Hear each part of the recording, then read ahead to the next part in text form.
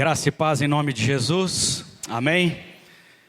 Como nós temos falado, o pastor já disse, nós estamos nessa manhã celebrando o nome do Senhor Jesus e também comemorando o aniversário da igreja. E nessa direção que nós queremos trazer uma palavra à nossa igreja, uma palavra de alegria, mas também uma palavra de desafio sobre uma igreja que faz a diferença. Nós vamos refletir um pouquinho, conversar um pouco, bater um papo sobre o testemunho da igreja dos Filipenses, a igreja aonde Paulo escreveu uma carta aos Filipenses, conhecida como a Carta da Alegria, a Epístola da Alegria, que nós vamos refletir em cima dela, em cima de algumas palavras de Paulo para essa carta e para essa igreja. Gostaria de pedir aos irmãos então para abrir a palavra de Deus no livro de Filipenses, no capítulo 1, a partir do verso 3.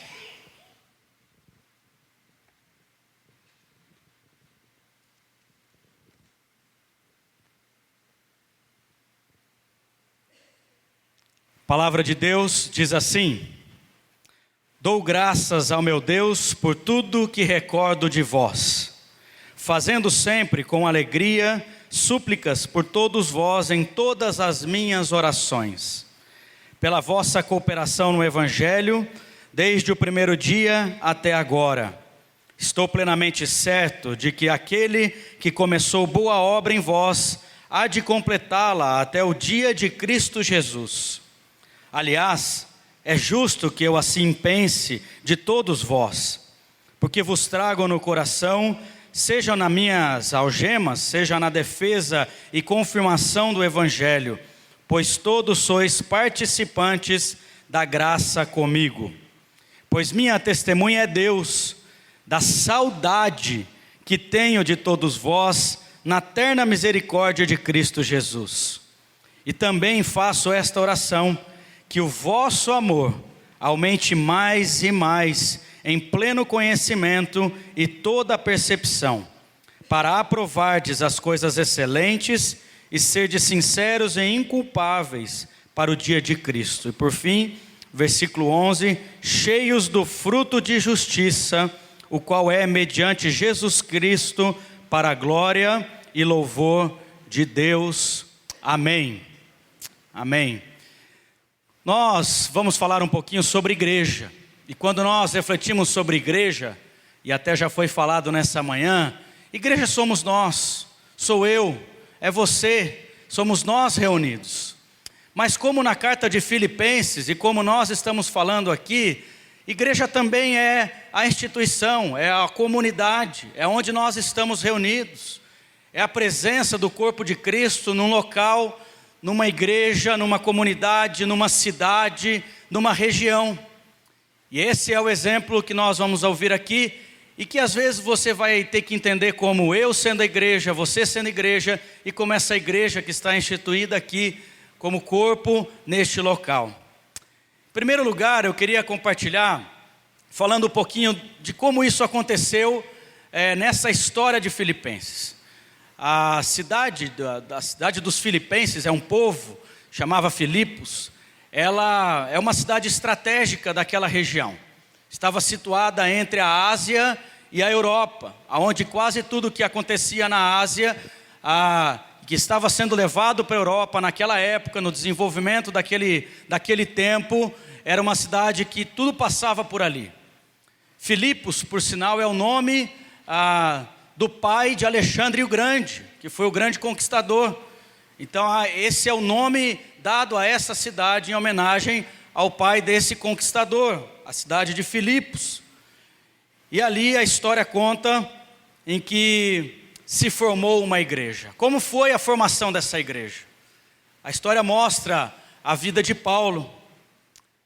Paulo foi um grande missionário. A gente sabe das histórias de Paulo, as viagens missionárias de Paulo. Quantas viagens missionárias Paulo fez? Quantas foram? 3. Paulo viajou por algumas vezes, por algumas regiões, por alguns anos, implantando igrejas. E uma dessas viagens, Paulo esteve ali, Paulo passou por aquela cidade, uma cidade importante, uma cidade estratégica, como talvez Maringá também é uma cidade estratégica. E Paulo, como talvez alguns dos homens de Deus que passaram por aqui, ele fundou uma igreja. Homens que fundaram essa igreja. Pessoas que passaram compartilhando o evangelho, visitando casa a casa, porta a porta.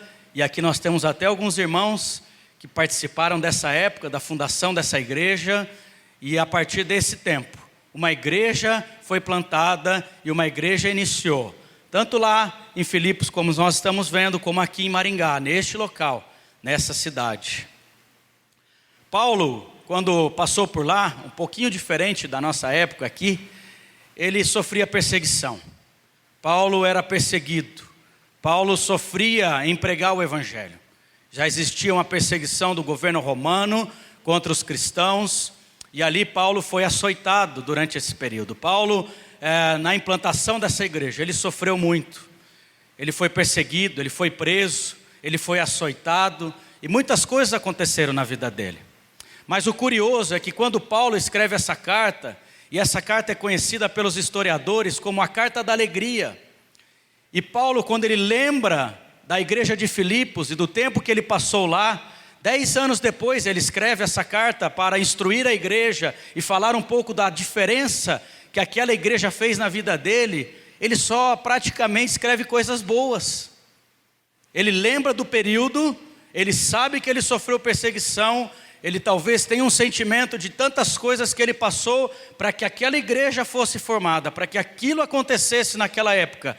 Mas quando ele escreve, isso fica registrado e marcado na história, ele fala das coisas boas que aquela igreja deixou naquela história, naquele tempo, para aquele povo.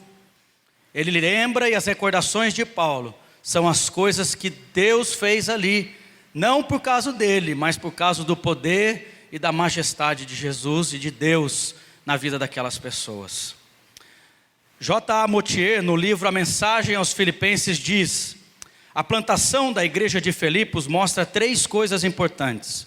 Do ponto de vista humano, a igreja nasceu em oração, pregação e compromisso sacrificial com a obra de Deus.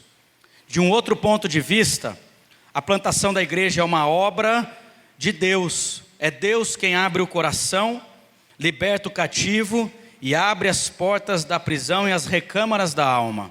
E finalmente, a plantação da igreja tem a ver com batalha espiritual.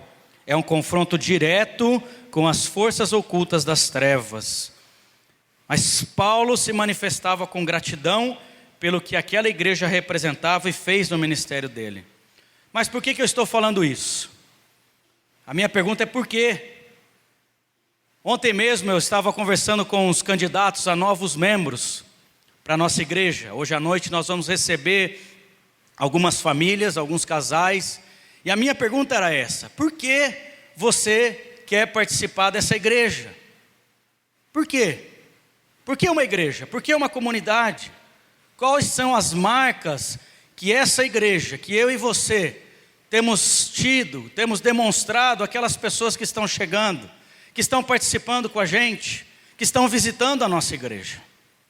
E nós ficamos muito felizes de ouvir alguns dos testemunhos de pessoas dizendo que eu quero participar dessa igreja, porque a primeira vez que eu cheguei nessa igreja, uma pessoa, um adolescente de 14, 15 anos eu imagino, chegou e me abraçou e falou: obrigado por você estar aqui, seja bem-vinda, visitante. A outra pessoa deu testemunho dizendo que ela nunca tinha recebido uma pessoa na casa dela, ela já participou de outras igrejas, e ela falou que ela já recebeu visitas de pessoas da igreja para conversar, para abrir o coração, para ensinar a palavra. Então foram marcas que foram deixadas na vida dessas pessoas, e eles têm a vontade de participar, de ser assim, de fazer parte desse movimento. Então nós estamos aqui para compartilhar, para viver essa igreja, e talvez para a gente poder imitar essa igreja de Filipenses, que fez a diferença, tanto na vida de Paulo, como na vida daquela comunidade. Quais são as marcas de uma igreja que faz diferença? Quais são os resultados de uma igreja que faz a diferença. O que aquela igreja de Filipenses fez e mostrou na vida de Paulo, para que ele pudesse escrever essa carta, e que hoje nós podemos tê-la e registrou na história de uma igreja relevante, uma igreja que faz a diferença. O primeiro ponto que fala sobre essa igreja, é uma igreja de bom testemunho. Nós devemos viver uma igreja de bom testemunho. No verso 3, a palavra diz assim: dou graças ao meu Deus por tudo que recordo de vós. Paulo se lembrava daquela igreja com alegria, com satisfação. Ele se lembrava daquilo que aconteceu ali. A Bíblia conta sobre uma mulher chamada Lídia, que se converteu poderosamente, e a partir do momento que ela se entregou à vida de Jesus, se entregou a Cristo, ela decidiu abrir as suas portas, recebeu Paulo, recebeu as pessoas, e a história mostra que ali na casa daquela mulher que começou todo esse movimento dessa igreja. Ele se lembrava, Paulo, de uma história que aconteceu ali, alguns de nós lembramos disso, de quando ele estava preso, e eles começaram a orar, começaram a pedir a Deus, a clamar a Deus pela vida daquelas pessoas ali, e as portas e as paredes daquela prisão caíram, por um milagre, por uma operação de Deus. E ali eles ficaram, esperando para ver o que ia acontecer, não saíram desesperados, gritando libertação, e aquele testemunho daquelas pessoas ali, do carcereiro especialmente, transformou a vida daquela pessoa e das pessoas que estavam ao redor. Paulo se lembrava desses episódios.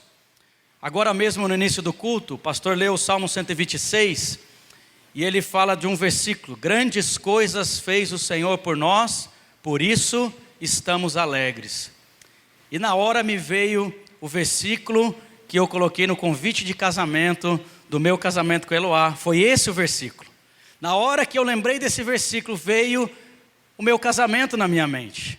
A recordação daquele dia, né? Lembrei do convite, lembrei daquele momento tão gostoso, daquele tempo tão, né? Aquelas expectativas do dia do casamento, o casamento, a outra parte, né? Pós-casamento, toda esse momento, né? Inicial, a lua de mel, coisa maravilhosa. Ficamos um mês viajando de lua de mel. Olha que coisa linda, né? Como é gostoso a gente recordar desse tempo, lembrar dessa época. Quase todos nós lembramos desse momento com alegria. Então essas recordações é o que estava no coração de Paulo. E quem sabe, e como nós, quem são as pessoas que olham para essa igreja e têm esse tipo de recordação? Recordações de alegria, recordações de momentos que eles viveram aqui, preciosos. Será que eu e você, quando pensamos nessa igreja, ou como igreja, nós temos esse tipo de recordação? Recordação de um bom testemunho, de poder ver pessoas que convivem com a gente, que são exemplos para a nossa vida, que dão testemunho de integridade, que dão testemunhos de uma família que vive na presença de Deus. Será que eu e você estamos sendo essa igreja? Será que eu e você estamos vendo aqui no nosso meio pessoas, ou sendo esse tipo de igreja? Então a primeira marca que como igreja nós devemos continuar sendo, porque eu creio que essa igreja tem sim uma marca de um bom testemunho, mas que eu gostaria de desafiar para que a gente possa ser cada vez mais uma igreja que dê bom testemunho, em que todas as pessoas que vêm e participem do nosso convívio, se por algum motivo, quem sabe, tenha que morar fora, tenha que sair, eles possam lembrar e recordar com alegria, recordar com saudade, recordar de que coisas boas e pessoas boas, de bom testemunho, ele conviveu e viveu com a gente e participou como igreja no nosso meio. Então esse é o primeiro passo, é a primeira marca que nós devemos ter, uma igreja de bom testemunho. A segunda marca na vida de Paulo, sobre a igreja dos Filipenses, é que essa era uma igreja alegre, uma igreja cooperativa. Principalmente aqui Paulo fala sobre a alegria que ele tinha sobre aquela igreja. Aquela igreja tinha sim alegria, tinha participação, era uma igreja dinâmica, mas Paulo ele exprime tanta alegria, tanta satisfação de falar com aquela igreja, porque ela era uma igreja alegre, uma igreja cooperativa. Versículos 4 e 5 que nós lemos diz assim: fazendo sempre com alegria, isso Paulo dizendo, súplicas por todos vós, em todas as minhas orações. Por quê? Pela vossa cooperação no Evangelho, desde o primeiro dia até agora. Essa igreja, ela tinha essa alegria. Paulo fala sobre alegria nessa carta 16 vezes. É onde ele mais fala sobre alegria. E William Barclay, no seu comentário do Novo Testamento, ele lista 10 razões para a alegria nessa carta. A primeira das 10 razões, eu vou ler rapidamente: a alegria da oração cristã, levar as pessoas ante o trono de Deus, a alegria de ver Jesus sendo proclamado, participar do anúncio das boas novas. Ela cooperava em pregação do Evangelho, ela cooperava na vida do missionário Paulo, ela investia na vida dele, por isso ele estava alegre. A alegria da fé, se a nossa fé como cristãos não nos tornar pessoas felizes, alegres, nada mais pode fazer. A alegria de ver os cristãos unidos, como é gostoso, alegrei-me quando me disseram, vamos à casa do Senhor. É dessa alegria que essa igreja participava, a alegria de ver cristãos unidos, não há paz aonde há divisão. A alegria do sofrimento por Cristo, talvez seja um pouco mais difícil para a gente, né? Sofrer pelo Evangelho, talvez nós vivemos em uma fase onde não é assim tão difícil como foi para Paulo, mas ele tinha alegria, e essa igreja sofria perseguição, mas ser perseguido pelo amor de Cristo. A alegria do encontro com pessoas amadas, a alegria dessa comunhão.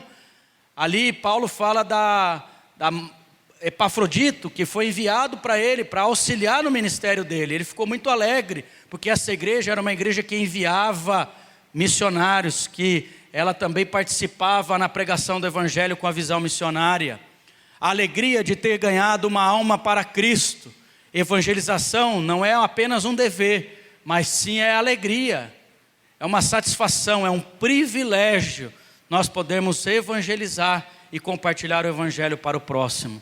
A alegria na dádiva recebida, ser alvo de generosidade é motivo de alegria. Aquela igreja recebia bens, aquela igreja compartilhava aquilo que ela tinha, e nós tivemos um testemunho domingo passado sobre isso. Deus nos permitiu, nos deu um acampamento, e é uma alegria para a gente, satisfação de poder ver Deus incluindo coisas, incluindo bens, pessoas, trazendo, como foi na história daquela igreja dos Filipenses. Então essa era uma igreja que cooperava com o ministério de Paulo, mas não só com Paulo, ela cooperava com o Evangelho do Senhor Jesus Cristo. Ela participava com os propósitos essenciais da palavra de Deus, na pregação do Evangelho, na evangelização, na comunhão. As pessoas participavam para que aquela palavra, para que aquilo que Deus tinha como propósito na vida deles acontecesse. Terceiro ponto, terceira marca que nós devemos ter como igreja, continuar tendo como igreja. Primeiro, é uma igreja de bom testemunho. Segundo, uma igreja alegre, cooperativa. A terceira, e o terceiro ponto, a terceira marca, é uma igreja que desenvolve a salvação, que produz fruto. Irmãos, se uma igreja não produz fruto, ela tem algum problema muito sério. Se uma igreja não tem novas pessoas chegando, se uma igreja não tem milagres acontecendo, se uma igreja não tem casais sendo restaurados, filhos sendo restaurados, é uma igreja que está passando por sérios problemas. E essa era uma igreja, a igreja dos Filipenses, que acontecia todo esse tipo de coisa. Porque ele diz assim no versículo 6, estou plenamente certo de que aquele que começou a boa obra em vós, há de completá-la até o dia de Cristo Jesus. Versículo 11 diz, cheios do fruto de justiça, o qual é mediante Jesus Cristo, para a glória e louvor de Deus. O próprio Versículo 2:12, um versículo mais conhecido: desenvolvei a salvação com temor e tremor.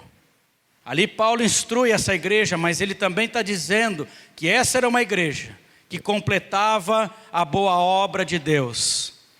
Deus é quem salva, é Ele quem regenera, Ele não deixa nenhuma obra mal acabada.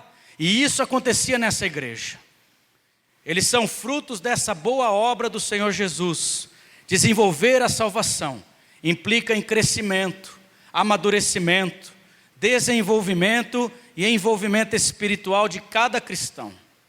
Ou seja, desenvolver a vida cristã é crescer e multiplicar ao mesmo tempo, como está no versículo 11. Nossa igreja precisa crescer, nossa igreja precisa desenvolver, porque esses são os frutos da justiça.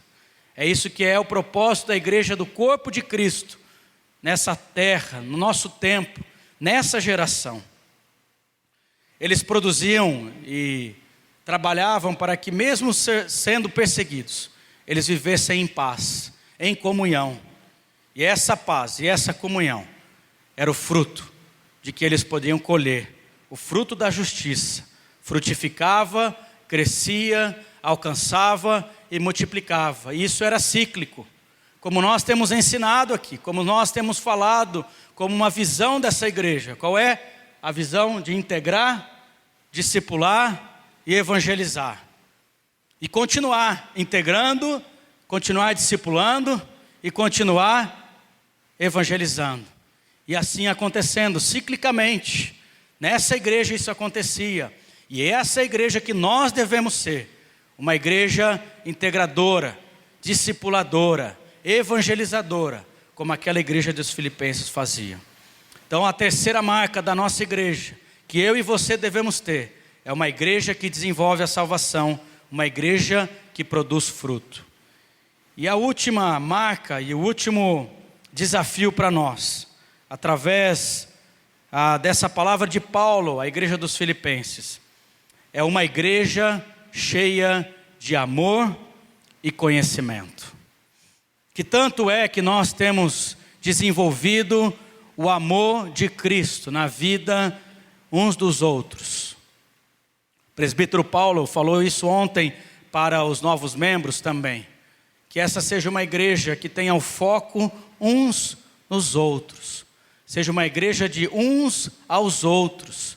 É o amor de Cristo, é o amor de Deus. Nos versículos 9 e 10 diz assim: e também faço esta oração, que o vosso amor aumente mais e mais, em conhecimento e em toda a percepção, para discernirem o que é melhor, a fim de serem puros e irrepreensíveis até o dia de Cristo. Paulo não fala sobre prosperidade, porque aquela igreja não era uma igreja rica, eles tinham suas dificuldades. Ele não prega sobre livramento, porque ele era uma igreja perseguida. Mas o que ele diz é para que aquela igreja seja cheia de amor, cada vez mais. Cheia de amor, mais e mais, que é o dom maior de Deus.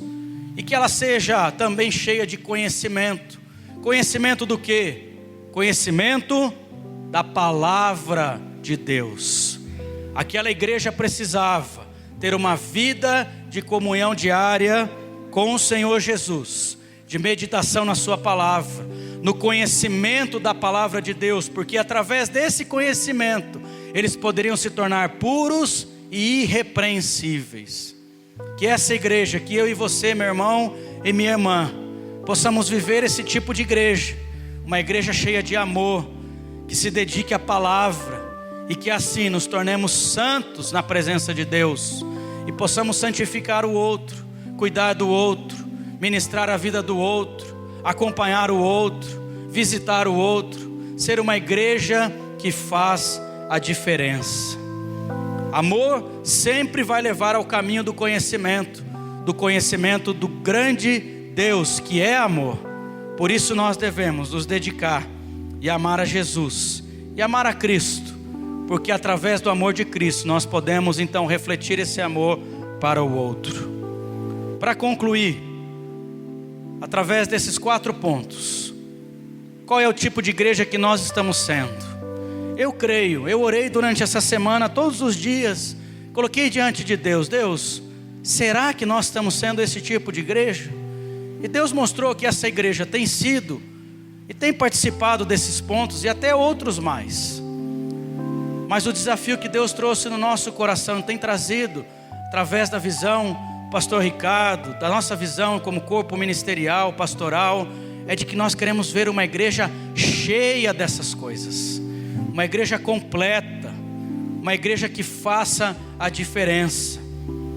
Se nós damos bons testemunhos, será que nós estamos deixando essa marca no lado, na nossa vizinhança, nas pessoas que moram ao nosso redor, inclusive nas pessoas que estão aqui em volta? Eu fui fazer um teste, eu fui aqui na frente, no vizinho da frente, e eu fui perguntar para ele: o senhor conhece a igreja que tem aqui na frente? Eu falei: conheço, eu recebo a visita às vezes do pastor, tem o Isaías que vai lá conversar com a gente, vocês são muito alegres. Eu falei: que bênção, glória a Deus. Conversei com o vizinho do lado, aí ele ficou meio assim, né? Falou de algumas coisas da igreja, já há muito tempo atrás, mas ele falou algumas coisas boas da igreja. Mas eu fiquei pensando, eu não fui no meu vizinho, na minha casa do lado, para perguntar para ele: o que você acha dessa igreja que está do seu lado? O que será que você pensa dessa igreja do seu lado?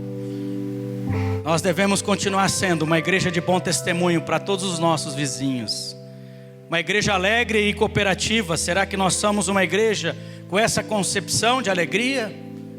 Deus mostrou através dos novos membros que é uma igreja alegre, mas nós temos que transbordar em alegria. Uma igreja que desenvolve a salvação e produz frutos. Quais são os frutos? Quantas pessoas nós evangelizamos no último ano? Quantas pessoas você trouxe para Cristo? Quantas pessoas nós estamos discipulando? Graças a Deus, Deus tem trazido pessoas aqui. Temos visto irmãos e irmãs discipulando, sim. Recentemente, um movimento de mulheres que tem crescido em cuidado, em amor, em carinho, em chegando novas mulheres. O movimento de Deus na vida dessas mulheres tem acontecido. Mas nós precisamos de mais. Deus tem nos chamado para ser mais, para fazer mais, para que esses frutos gerem mais amor, mais alegria, e assim continue crescendo.